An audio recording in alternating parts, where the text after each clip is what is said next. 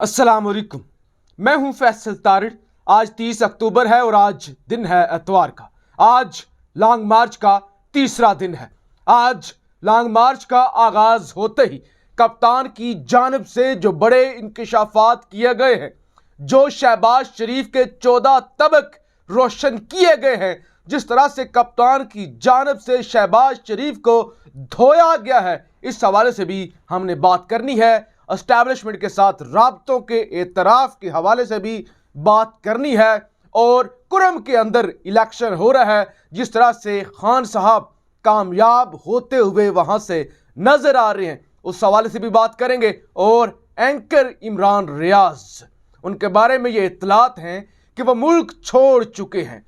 Social media पे तूफान आया हुआ है, ट्रेंड्स चलाए जा रहे हैं कि इमरान रियाज फरार हो चुके हैं और तरह तरह के इल्जामात लगाए जा रहे हैं। और कहा जा रहा है ऐसे होते हैं टक्कर के लोग, ये हैं टक्कर के लोग, यानी तनकीद ही तनकीद और बेशर्मी की सारी हदें पार की जा रही हैं। इस हवाले से भी इस वीडियो के अंदर उन लोगों को मैं जवाब देने की कोशिश करूंगा और कुछ अहम मालूमात भी आपके सामने रखूंगा। सबसे पहले जी, लॉन्ग मार्च का तीसरा दिन 11:30 बजे ही बदमाशिया की जानिब से ट्विटर पर महाज संभाल लिया गया।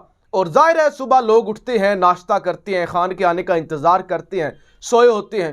तो कहा गया कि देखो जी, मुरीद के खाली पड़ा हुआ है, लॉन्ग मार्च नाकाम हो चुका है और कोई चीज नहीं है, इमरान खान जो है वो नाकाम हो गया है, 11:30 बजे तक खाली कंटेनर है। ये सारी बेशर्मी शुरू हो गई। लेकिन अगर इमरान खान नाकाम हो गया है, अगर इमरान खान के साथ लोग नहीं हैं, तो फिर घबराने की क्या जरूरत है? घबराने की क्या जरूरत है? फिर मुज़ाकरात की दावतें देने की क्या जरूरत है? फिर मुज़ाकरात के लिए कमेटियां देने की क्या जरूरत है? फिर पूरे इस्लामाबाद को रेड जोन का दर्जा देने की क्या जरूरत है?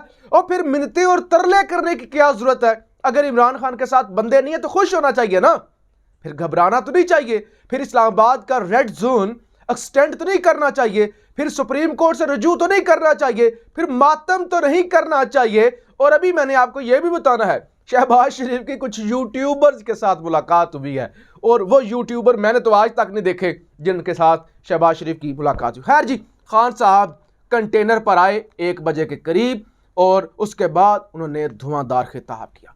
आते ही खान ने कहा कि शहबाज शरीफ बड़े दावे कर रहा है, बड़े झूठ बोल रहा है, टीवी पर खबरें चलवा रहा है कि मैंने मुज़ाकरात की दावत भेजी है, मैंने मिन्नतें की हैं शहबाज शरीफ की और नए आर्मी चीफ की तैनाती के लिए मैंने नाम भेजे हैं। इमरान खान ने कहा, शहबाज शरीफ, मैं बूट पॉलिश करने वालों से बात नहीं करता। तुम हो कौन? तुम्हारी हैसियत क्या है? तुम्हारी औकात क्या है? तुम जिनसे मिलने के लिए डिग्गियों के अंदर बैठते हो ना, मैं बात उनसे करूंगा। ये बड़ा वाजिया कह दिया गया, कप्तान की जानिब से मैसेज दे दिया गया कि तुम्हारे साथ मेरी कोई बातचीत नहीं है। तुम अगर अपने आप को हुक्मरान समझ रहे हो ना कि मैं तुमसे बात करूंगा, तुम हो कौन? तुम्हारी तो कोई हैसियत ही नहीं है। तुम तो बड़े बड़े बूटों की तलाश में होते हो और चेरी ब्लॉसम हो। तुमसे मैं बात करूंगा? तुम्हारी है ये हैसियत?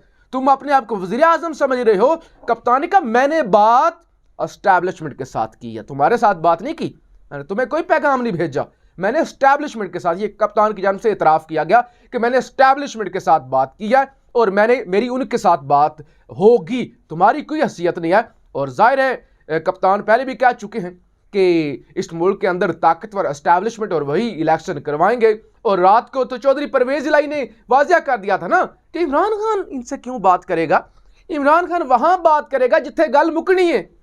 उन्होंने वाजिया कह दिया कि बात तो वहां पे होगी, तो लिहाजा वहीं पे हम बात करेंगे, इनकी क्या हैसियत है। तो इमरान खान का बूट पॉलिश करने वालों से मैं बात नहीं करता और तुम तो खुद डिग्गी के अंदर छुप छुप कर जो है बड़े बड़े बूट जाके पॉलिश करते हो, तो तुम्हारे पास है क्या?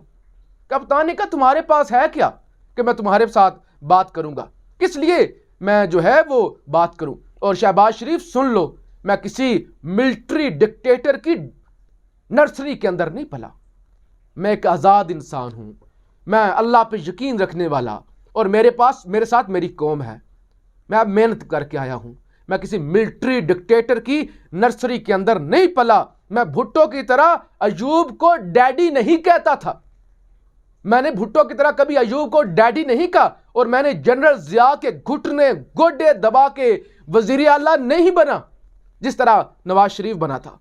मैं कभी किसी जनरल के घुटने गोडे दबा के वजीर आला नहीं बना। और और फिर इमरान खान एस्टैब्लिशमेंट से मुखातब हुए। इमरान खान ने कहा कि एस्टैब्लिशमेंट सुनो, आपने केस करवाए, आपने कहा नवाज शरीफ करप्ट है, आपने JIT बनवाई, और आप आज कहते हैं कि हम इनको तस्लीम कर लें, इनके साथ बैठ जाएं।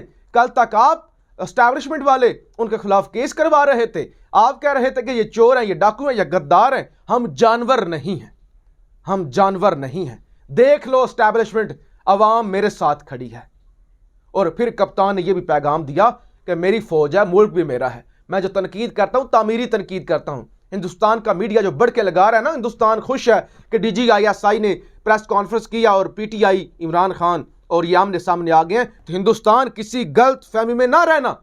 इमरान खान ने मोदी को भी ललकारा, हिंदुस्तानी मीडिया को भी ललकारा कि ये किसी गलत फहमी में ना रहना कि हम आपस में लड़ गए हैं, फौज भी मेरी है, मुल्क भी मेरा है। मैं जो तनकीद करता हूं मैं फायदे के लिए करता हूं, और तुम किसी गलत फहमी में ना रहना। जब तुम्हारे साथ महाजराई हुई तो फिर वो दिन याद कर लेना जब मेरी हुकूमत थी, और 27 फरवरी को जो तुम्हारे साथ हुआ था और अभिनंदन के साथ जो हुआ था उससे भी पूछ लेना। तुम किसी गलत फहमी में ना रहना कि तुम कहो कि फौज में लड़ाई हो गई और इधर ये लड़ाई हो गई है और हमारा बड़ा फायदा हो रहा है। और इंडिया टुडे की कल रिपोर्ट आई है, इंडिया टुडे कहता है पाकिस्तान में अगर इमरान खान की हुकूमत आ गई, इमरान खान जीत गया, तो हिंदुस्तान के लिए बड़ा नुकसान होगा। और पहली दफा हमने देखा किसी लीडर के अंदर जुर्रत कि 27 फरवरी को हिंदुस्तान के जब तैयारी आए तो उठाकर बाहर फेंके। ये इमरान खान ही है जिसने ये सारा कुछ किया है। ये इमरान खान ही है जो अक़वाम मुत्तहिदा के अंदर जाके ललकारता और कहता है मैं ला इलाहा इल्लल्लाह पर यकीन रखने वाला बंदा हूं। आपने से 7 दफा, आपने से 7 गुना बड़े मुल्क के साथ अगर मेरा मार्का हो गया तो मैं टीपू सुल्तान की तरह मरना पसंद करूंगा, लेकिन हिंदुस्तान से शिकस्त तस्लीम नहीं करूंगा, सरेंडर नहीं करूंगा। और अब भी कप्तान ने कहा हिंदुस्तान तुम किसी गलतफहमी न रहना, ये हमारा है आपस का मसला, ये है हमारे अपने मुल्क का मसला। मैं अपनी कौम के लिए खड़ा हूं, लेकिन तुम किसी गलत में, तुम्हें खुश होने की जरूरत नहीं है कि हमारा फायदा होगा। तुम्हारे साथ जब होगा ना, तुम्हारे साथ जब मत्था पड़ेगा तो फिर पूरी कौम फिर नहीं देखेगी कौन नू लीग, कौन PTI, कौन पीपल्स पार्टी, कौन फौज, कौन एस्टैब्लिशमेंट।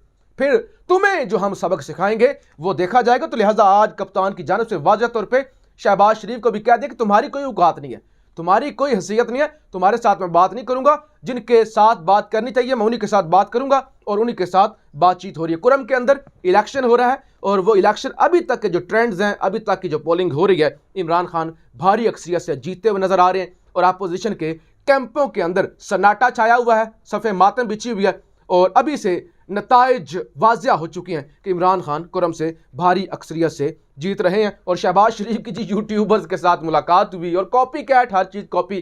खान साहब क्योंकि हमें बुलाते हैं, बारहा बुला चुके हैं। जब वज़ीर आज़म थे तो वज़ीर आज़म हाउस के अंदर उन्होंने इन्वाइट किया, वज़ीर आज़म नहीं रहे तो पेशावर वज़ीर आला हाउस के अंदर, बनी गाला, तो हर जगह पे खान साहब इज्जत बख्शते हैं, इन्वाइट करते हैं यूट्यूबर्स को, पाकिस्तान के बड़े नामों को।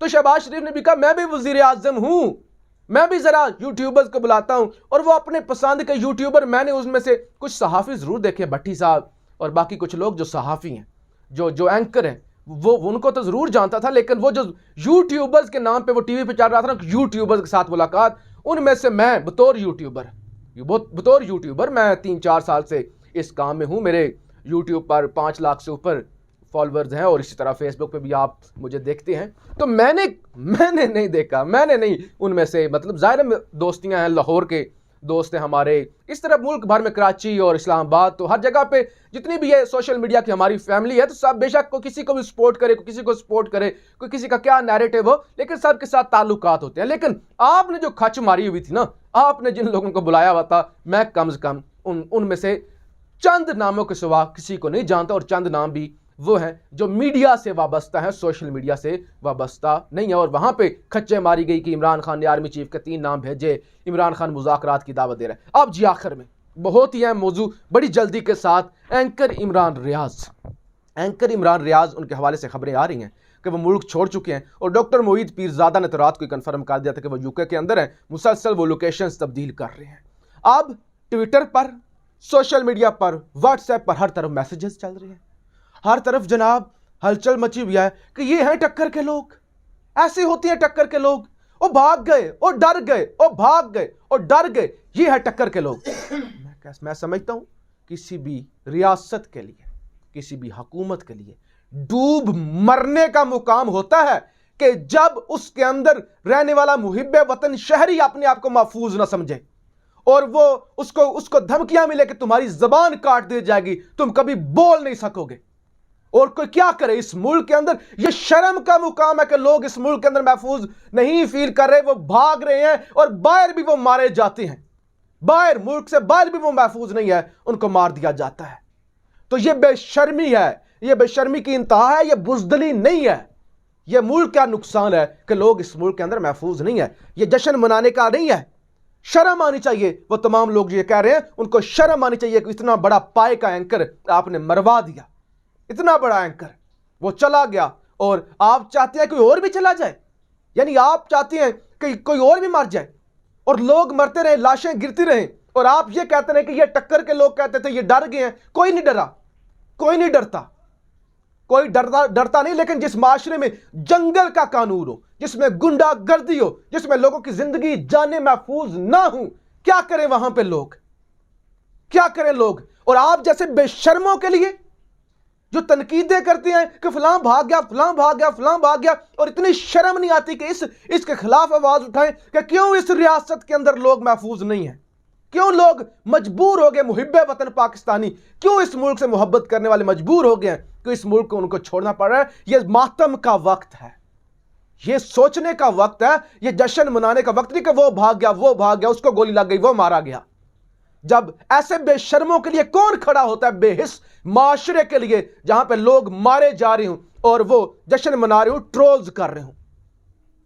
ये सोचने का वक्त है कि क्यों एक मुहिब्बे वतन गद्दार बन जाता है, क्यों एक मुहिब्बे वतन बागी बन जाता है, क्यों एक मुहिब्बे वतन मजबूर हो जाता है कि वो अपनी मां जैसी रियासत को छोड़कर इस मुल्क से भाग जाता है। इन मुहर्रकात पर डिबेट करने की जरूरत है, इन पर सोचने की जरूरत है। बेशर्मों की तरह जश्न मनाने का वक्त नहीं है और एक दूसरे को ताने देने का वक्त नहीं है। अपनी राय का इजहार जरूर कीजिएगा। पाकिस्तान जिंदाबाद।